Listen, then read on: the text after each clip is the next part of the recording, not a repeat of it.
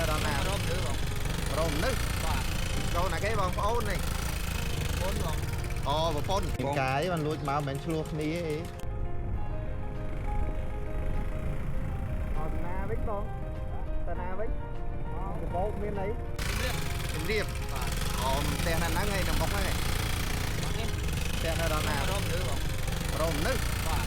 ចូលណាគេបងប្អូននេះបងបងអូប្រពន្ធបាទគាត់ធ្វើការជឿមកយូរនៅអូប្រពន្ធម៉ៃឈ្មោះអីគេចាំមើលខ្ញុំជួយផុសរកឲ្យមើលអាចខ្លាចឃើញតែមានកន្លែងសម្រាប់អីយប់ឡើងហើយខ្ញុំរកមានរូបមានអីមានរូបហ្នឹងមើល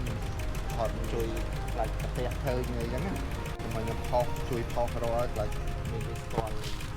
មកមានលេខទូរស័ព្ទទេមានមកបកកងដែរហើយមកផ្ទះគាត់ពងចាមហ្នឹងដល់ពេលហើយជួយគាត់មកស៊ីរៀបគាត់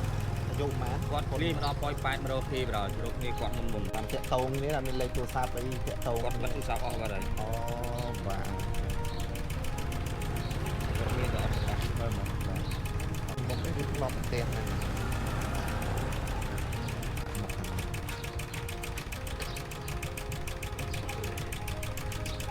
ឈ្មោះគេគាត់ឈ្មោះគេ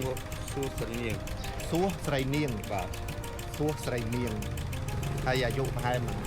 គាត់អាចជា20ជាងគាត់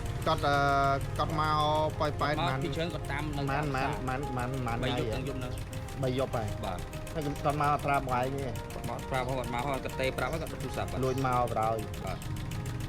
មានកាយបានលួចមកមិនឆ្លោះគ្នាទេអត់ឆ្លោះផងគាត់ហើយយើងគាត់ខ្លាចមករក